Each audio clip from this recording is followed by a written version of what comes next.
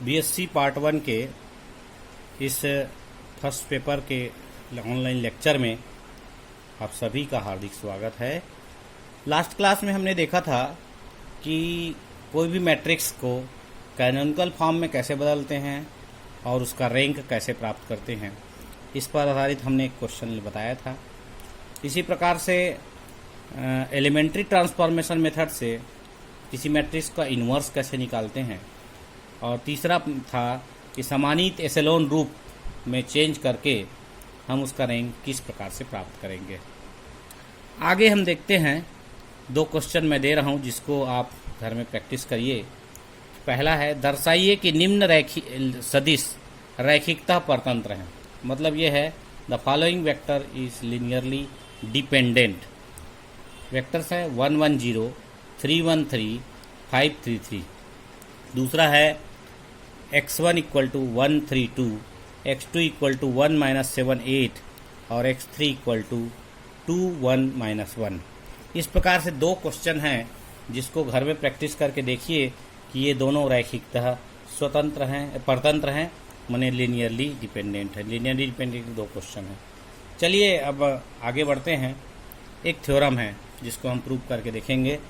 सिद्ध कीजिए कि किसी आव्यूह की परिवर्त की जाति वही होती है जो स्वयं आव्यूह की है।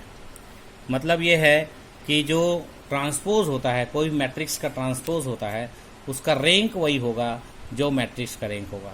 ये हमें प्रूव करके बताना है।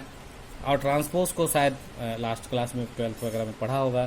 ट्रांसपोज का मतलब ये है कि किसी मैट्रिक्स के रो को कॉलम, कॉलम को रो में बदल दिया जाए तो उस मैट्रिक्स में कोई परिवर्तन नहीं होता, उसे ट्रांसपोज कहते हैं। Rho of A equal to rho of A. इसी प्रकार इसके रैंक में भी कोई परिवर्तन नहीं होता।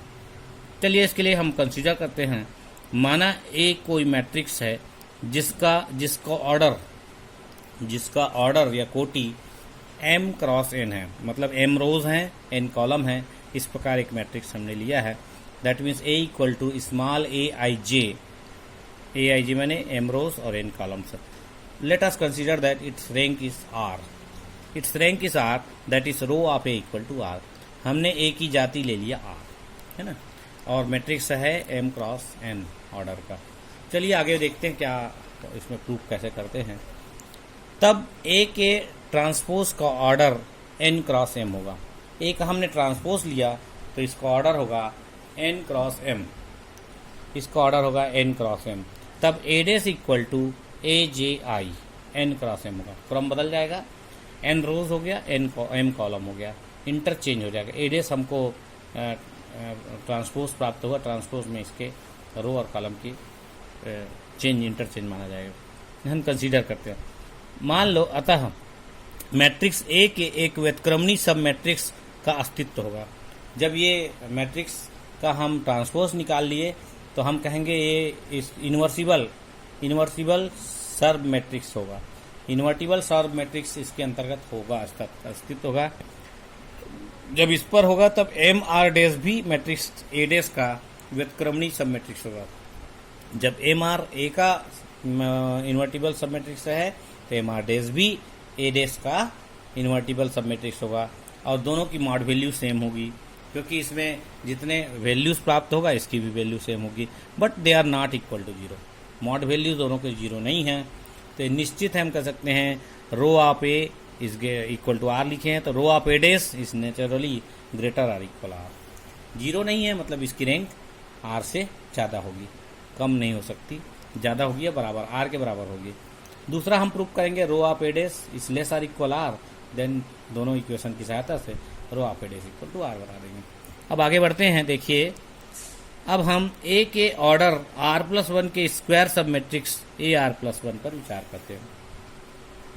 मैट्रिक्स ए के ऑर्डर r+1 नेक्स्ट ऑर्डर है और इसके स्क्वायर सब मैट्रिक्स पर विचार करते हैं तो ar+1 कहलाएगा। हम माने हैं कि rho of A is equal to 0, rho of A equal to R, तो निश्चित है आगे का मैट्रिक्स निश्चित इसका 0 होगा। ar+1 का मॉड लेंगे तो 0 आएगा। मैंने r+1th मैट्रिक्स लेंगे तो उसका मॉड वैल्यू 0 आएगा, तभी इसकी रैंक आर आई है। ये जब 0 है तो इसका हम यदि सिमेट्रिक निकाले तो भी वह 0 आएगा। AR dash plus A dash R plus 1 matrix A dash का स्क्वायर सब मैट्रिक्स है। तो इसका भी वैल्यू हम इक्वल में रख सकते हैं। जैसे हमने M R equal to M R dash रखा है, इसी प्रकार A R plus 1 is also equal to A dash R plus 1। This is also 0।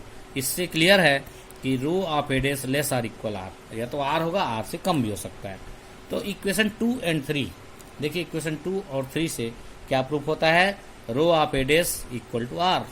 और we know that rho of A equal to R है। हम ऑलरेडी जानते हैं कि rho of A equal to R है, तो rho of A is must equal to rho of A dash equal to R. इस प्रकार से कह सकते हैं किसी भी मैट्रिक्स की जो रैंक होती है उसके ट्रांसपोज की रैंक के बराबर होती है। ट्रांसपोज का भी रैंक सेम होती है। कभी कभी ये आया हुआ है एग्जाम में, इसलिए ध्यान रखिएगा। चलिए हम एक क्वेश्चन उसमें नॉर्मल फॉर्म में चेंज करने वाला या सामान्य रूप में बदलने वाला लिखे हैं, इसको घर में प्रैक्टिस करके देखिए। Change into normal form of the following matrix, change into normal form of the following matrix and find its rank. इसको नॉर्मल फॉर्म में चेंज करिए और इसकी रैंक निकालिए। देखिए ए इक्वल टू हमने लिखा है 1 2 0 -1 3 4 1 2 -2 3 2 5। ये एक 3/4 ऑर्डर का मैट्रिक्स है। इसका नॉर्मल फॉर्म बनाना है और रैंक निकालना है। मुझे लगा कि यह क्वेश्चन अच्छा है और बनाने लायक है, तो for you it is for you homework. आगे चलते हैं, आगे के टॉपिक में है। आप जितने भी रैंक वाले क्वेश्चन हैं सब करके देख लीजिए, सभी बन जाएगा, कोई प्रॉब्लम नहीं आएगा। जैसा मैंने मेथड बताया है वैसे बना के देखिए, सामान्य रूप में बदलिए, एप्सिलॉन रूप में बदलिए और रैंक निकालिए।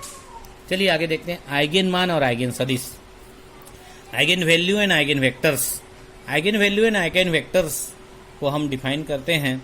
माना ए एक n क्रॉस n ऑर्डर का कोई रियल मैट्रिक्स है। ए कोई n क्रॉस n माने स्क्वायर मैट्रिक्स है। स्क्वायर मैट्रिक्स का ही आइगन वैल्यू आइगन वेक्टर निकलेगा। एवं लेमडा एक स्केलर वैल्यू है। मान लो mod of x is not equal, x is called vector belongs to R raise to the n। एक वेक्टर इस प्रकार है कि A x equal to lambda x. A x equal to lambda x यदि इस प्रकार इक्वेशन प्राप्त हो जाता है तो हम लेमडा को आइगन वैल्यू कहेंगे और कैपिटल एक्स को आइगन वेक्टर्स कहेंगे। आइगन वैल्यू लेमडा है लेकिन आइगन वेक्टर आपका एक्स है। तो एग्जांपल हम इसका देते हैं, A x equal to lambda x. बहुत सिंपल है eigen value and eigen vector define करना। मैट्रिक्स ए इक्वल टू है 3 0 8 -1, 2/2 ऑर्डर का एक मैट्रिक्स है। तो lambda equal to 3, lambda equal to 3 है, इसकी वैल्यू निकालेंगे तो eigen vector X equal to आता है 1 2, एक ही कॉलम आएगा। तो हम इसको टेस्ट करना चाहें तो A x equal to lambda x, A x equal to value निकालें 3 0 8 -1 दैट इज 1 2, इसका वैल्यू होगा एक्स का। यदि हम मल्टीप्लाई करें तो 3 6 प्राप्त होता है। इस प्रकार 3 कॉमन लें तो 3x, 3 है आपका लेमडा है। तो इस प्रकार से ये वेरीफाई हो गया और एक एग्जाम्पल के रूप में हमें प्राप्त हो गया A x equal to lambda x, है ना। चलिए एक question eigen value and eigen vectors का करते हैं। इसके जितने भी क्वेश्चन हैं अधिक से अधिक आप करिए और करने के बाद एक क्वेश्चन को दिमाग में रखिए कि कैसे हम आइगन वैल्यू निकालते हैं और आइगन वेक्टर्स निकालते हैं। आइगन वैल्यू और आइगन वेक्टर्स दोनों निकालने का तरीका एक ही है, चाहे कितना भी प्रश्न आए, कितना भी कठिन आए, 3/3 4/4 2/2 ऑर्डर। देखिए एक क्वेश्चन है, matrix A is equal to 6 -2 2 -2 3 -1 2 -1 3। ये एक मैट्रिक्स है कि सभी आइगन मानों को ज्ञात कीजिए और संगत आइगन सदिश को भी ज्ञात कीजिए। तो आइगन मान पहले निकालते हैं। इसके लिए हम आइगन इक्वेशन निकालेंगे। आइगन इक्वेशन मैट्रिक्स का a minus lambda I equal to 0, this is called eigen equation या आइगन समीकरण। तो a ये है माइनस लेमडा है, लेमडा आइगन वैल्यू कहलाता है, आई आइडेंटिटी मैट्रिक्स है। जब इसको सॉर्ट आउट करेंगे तो आपको इस प्रकार का इक्वेशन प्राप्त होगा, 6 minus lambda -2 2 -2 3 minus lambda -1 2 -1 3 minus lambda. ये इसका मॉडुलस वैल्यू जब सॉल्व करेंगे तो इस प्रकार से आ जाएगा, 6 माइनस लेमडा पहले लेंगे तो दिस इंटू दिस मैंने 3 माइनस लेमडा का होल स्क्वायर -1 -2 लेंगे बीच वाले, तो यहाँ से स्टार्ट होगा -1 into 2 +2 into 3 minus lambda. Last वाला एलिमेंट लेंगे 2, तो यह आ जाएगा -+2 -2 3 माइनस लेमडा इक्वल टू 0। इस प्रकार से ये लेमडा क्यूब के फॉर्म में, क्योंकि 3/3 ऑर्डर का इक्वेशन है, इसको सॉल्व करेंगे तो लेमडा क्यूब के रूप में एक इक्वेशन मिलेगा। स्टार्ट करते हैं, देखिए 6 minus lambda 9 plus lambda square minus 6 lambda minus 1 minus 2 minus अंदर वाला करेंगे minus 2 plus 6 minus 2 lambda plus 2 2 minus 6 minus plus 2 lambda. तो इस प्रकार से इसको सॉल्व करेंगे आप तो ये इक्वेशन प्राप्त होगा। आप डिटेल हल करेंगे तो एक हमारे थर्ड ऑर्डर का इक्वेशन प्राप्त होगा। Lambda cube minus 12 lambda square plus 36 minus 32 equal to 0। देखिए थर्ड डिग्री का ये इक्वेशन है। निश्चित है लेमडा के 3 वैल्यूज हमें प्राप्त होंगे, 3 वैल्यू प्राप्त होंगे। तो लेमडा के 3 वैल्यू पहला टेस्टिंग वैल्यू से, टेस्टिंग से इसका सॉल्विंग होगा। पहले लेमडा इक्वल टू 1 रखते हैं, यदि 0 हो जाता है तो लेमडा इक्वल टू 1 इसका सॉल्यूशन होगा। फिर लेमडा इक्वल टू 2 रखते हैं, यदि 2 रखने पर ये 0 हो जाता है तो लेमडा इक्वल टू 2 इसका सॉल्यूशन हो। देखिए लेमडा इक्वल टू 2 रखने से इसको 0 हो जाएगा, तो हम लेमडा इक्वल टू 2 रखते हैं तो लेमडा माइनस 2 इक्वल टू 0। तो लेमडा माइनस 2 3 बार लिखेंगे, lambda minus 2 lambda minus 2 lambda minus 2। इसके बाद इसको देखते हुए इसको बनाते हैं। पिछली कक्षाओं में तुम लोगों ने सब पढ़ा होगा इस प्रकार के इक्वेशन। लेमडा स्क्वायर पहले लिया क्योंकि लेमडा क्यूब है, तो मल्टीप्लाई करेंगे lambda cube minus 2 lambda square. यहाँ माइनस 2 लेमडा स्क्वायर है, या माइनस 12 लेमडा स्क्वायर है, तो माइनस 12 यहाँ है इसलिए माइनस 10 यहाँ करना पड़ेगा। Minus 2 lambda square minus 10 lambda square, minus 10 lambda square यहाँ है तो यहाँ करना पड़ेगा माइनस 10 लेमडा, क्योंकि यहाँ मल्टीप्लाई करने से ये आ जाएगा। फिर आगे के टर्म में प्लस 20 लेमडा, देखो प्लस 20 लेमडा है, प्लस 20 लेमडा यहाँ है। फिर इस रो में आओ 36 है, कितना जोड़ना पड़ेगा 16 लेमडा है तो 16 बाहर कॉमन निकलेगा। 16 lambda minus 2 minus 16 lambda minus 32। इस प्रकार से ये तीनों रो एक साथ चलेगा, तीनों रो को एक साथ चलाएंगे और इसको सॉल्यूशन निकलेगा। तीनों में लेमडा माइनस 2 फिर कॉमन है, अंदर आ जाएगा lambda square minus 10 lambda plus 16 equal to 0। इसको एक बार और समझ लीजिए। लेमडा माइनस 2 3 बार लिखेंगे, सबसे बाहर में लेमडा स्क्वायर इसलिए कि लेमडा क्यूब ऊपर में है, लेमडा स्क्वायर लिखेंगे। लेमडा स्क्वायर जब मल्टीप्लाई करेगा तो lambda cube minus 2 lambda square, minus 2 lambda square यहाँ है तो यहाँ ऊपर माइनस 12 लेमडा स्क्वायर है तो माइनस 10 करना पड़ेगा तब 12 आएगा। माइनस 10 लेमडा स्क्वायर आया तो माइनस 10 लेमडा, लेमडा माइनस 2 फिर करेंगे, फिर मल्टीप्लाई करेंगे तो 20 लेमडा आया। 20 लेमडा यहाँ है तो यहाँ 36 लेमडा है, कितना जोड़ना पड़ेगा 16 लेमडा जोड़ना पड़ेगा। तो ये इस प्रकार 16 यहाँ लिखेंगे तो 32 माइनस आ जाएगा। ये बाकायदा आएगा, अगर कोई मिस्टेक होगा तभी आपका ये वैल्यू नहीं आएगा, अदरवाइज बाकायदा ये रूम कवर करेगा। तो ब्रैकेट्स तो लेमडा माइनस 2 कॉमन लिया तो बचा अंदर lambda square minus 10 lambda plus 16, 8 दूनी 16, इसके भी 2 फैक्टर होंगे। Lambda minus 2 lambda minus 2 lambda minus 8, मतलब आइगन वैल्यूज आ गया 2 2 8। These are eigen values. अब now we have to find, ये बहुत आसान है, हर क्वेश्चन में करना ही है। Now we have to find out eigen vectors corresponding to eigen values. तो सबसे पहले हम अनइक्वल को लेते हैं। 2 2 इक्वल है, अनइक्वल है 8, अनइक्वल है 8। तो we have to let us consider x equal to x1 x2 x3 is the eigen vector corresponding to lambda equal to 8। a minus lambda I into X equal to 0। इसी को हम x equal to lambda X लिख देते हैं। ax left hand में, right hand में lambda x लिख सकते हैं। तो a minus lambda I equal to X, lambda I into X equal to 0। This is also eigen equation. जब आप लेमडा की वैल्यू रखेंगे कॉर्न तो वो डायगोनल में माइनस हो जाएगा। a वेक्टर है, मैट्रिक्स है, इसके डायगोनल में माइनस होगा। 6 माइनस 8, 2 माइनस 3 माइनस 8, 3 माइनस 8, बाकी एलिमेंट एज इट इज रहेगा। x की वैल्यू हमने रखा और बाकी तो डायगोनल में माइनस होता है। ध्यान रखिए, जो आइगन वैल्यूज है वो डायगोनल में माइनस करेगा। कितना आएगा देखें, -2 -2 2, -2 -5 -1, 2 -1 -5। इस प्रकार से x1 x2 x3 equal to 0।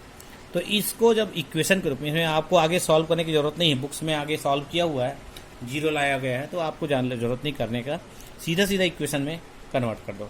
-2x1 -2x2 plus 2x3 plus 2x1 plus 5x2 minus plus x3, क्योंकि सब माइनस में इसलिए प्लस हो गया। थर्ड वाला 2x1 minus x2 minus 5x3। इस प्रकार से 3 इक्वेशन प्राप्त होगा। अब इसको वज्र गुणन मेथड से किसी भी 2 इक्वेशन को सॉल्व करिए, जैसे हमने लास्ट टाइम भी बताया था वज्र गुणन मेथड से सॉल्व करने का। किसी भी 2 इक्वेशन को सॉल्व करिए, तीसरे में वैल्यू रखिए, यदि सेटिस्फाइड हो जाता है तो वह वैल्यू सही है, जिसे हमने रैखिकता परतंत्र या लीनियरली डिपेंडेंट में किया था। हमने फर्स्ट 2 इक्वेशन को सॉल्व किया। सॉल्विंग फर्स्ट 2 इक्वेशन, x1 अपान x2 अपान x3 अपान x1 अपान देख रहे हैं 2 -2 आएगा और माइनस माइनस प्लस माइनस आपका -5 दूनी 10। x2 में आएगा 2 2 जा 4, 4 प्लस 2, ये लास्ट वाला हो जाएगा -10 और +4। इस प्रकार से वैल्यूज आएगा -12, 6 -6 से मल्टीप्लाई डिवाइड कर दिया तो -2 1 -2 1 इज इक्वल टू के ले लिया, तो x1 x2 x3 की वैल्यू आ जाएगा -2 के और -k।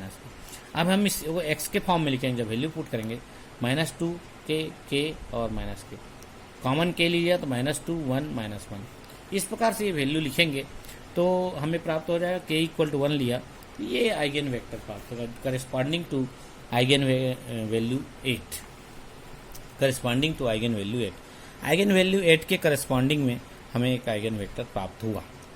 Similarly eigen vectors corresponding to lambda equal to 2, चूंकि लैम्डा इक्वल टू 2 बार आया है, रिपीटेड फैक्टर है, इसलिए रिपीटेड फैक्टर के लिए हमें कोई दिक्कत नहीं होता। अगर रिपीटेड नहीं है तो आपको जितने बार जितनी वैल्यू आई अलग अलग निकालना पड़ेगा, रिपीटेड है तो जल्दी निकलता है। हमने मान लिया corresponding eigen vector y equal to y1 y2 y3 y1 y2 y3, diagonal में देखिए a minus lambda into Y is equal to 0, तो डायगोनल में 2 2 माइनस हो जाएगा, पूरा इक्वेशन हमको प्राप्त हो जाएगा सामान्य रूप से। इक्वेशन क्या आता है देखिए, इक्वेशन आ गया 4 minus 2 2 -2 1 -1 2 -1 1 y1 y2 y3 equal to 0। इसको after solving above these equations we get only one equations, 4y y1 minus 2y2 plus 2y3 minus 2y1 y2 y3 minus y2 2y1 minus y2 plus y3, ये तीनों equation same है, इसलिए हम कोई भी एक equation को ले लेते हैं। ऐसे जितने भी क्वेश्चन है रिपीटेड वैल्यूज वाले, आइगन वैल्यू जिनके रिपीटेड हैं, ऐसे क्वेश्चनों में हमेशा हमको एक इक्वेशन ही मिलेगा, तीनों इक्वेशन सेम आएगा। इसके लिए आप स्वतंत्र हैं, आर्बिट्रेरी किसी भी को 0 ले सकते हैं, y1 को भी ले सकते हैं, y2 को भी और y3 को भी। चलिए हमने y2 को 0 लिया, y2 को 0 लिया तो ये आ गया 2y1 plus y3 equal to 0, या 2y1 equal to minus y3, या y1 अपॉन 1 y3 अपॉन -2। तो वैल्यू आइगन वैल्यू क्या आ गया, आइगन वेक्टर आ गया y इक्वल टू 1 0 -2, हमने y2 को 0 लिया था इसलिए 1 0 -2 आ गया, 1 0 -2 इसका फर्स्ट आइगन वेक्टर होगा। दूसरा वैल्यू हमने y3 को 0 लिया, y3 को जब 0 लेंगे 2y1 minus y2 equal to 0, तो 2y1 इक्वल टू y2, तो y1 अपॉन 1 y2 अपॉन 2, तो ये सेकंड आइगन वेक्टर आ गया 1 2 0 1 2 0। तीसरा आइगन वेक्टर भी निकल सकता है यदि y1 को 0 रखते हैं, ये 3 रिपीटेड वैल्यू आए तो तीसरा यहाँ से निकाला जा सकता है। तो इस प्रकार हम कह सकते हैं कि जो वैल्यूज है आइगन वेक्टर्स है वो हमारा क्या प्राप्त होगा, therefore the eigen vectors are x equal to -2 1 -1, y equal to 1 0 -2 and y equal to 1 2 0 and for corresponding eigen values 8 2 2। तो मैंने बताने का प्रयास किया यदि डिफरेंट वैल्यू आते हैं आइगन वैल्यूज तो 3 बार डिफरेंट निकालना पड़ेगा, रिपीटेड आता है तो एक बार से ही 2 वैल्यू निकल जाता है और एक का सिंगल अनरिपीटेड का निकलेगा। इस प्रकार से eigen values and eigen vectors निकालते हैं। कोई भी प्रश्न आपको करना हो बहुत अच्छे से करिए, बहुत सारे क्वेश्चंस है बुक्स में दिया हुआ है, आप घर में बैठ के बना सकते हैं, बहुत सारे प्रश्न हैं। तो आज के लिए बस इतना ही, धन्यवाद।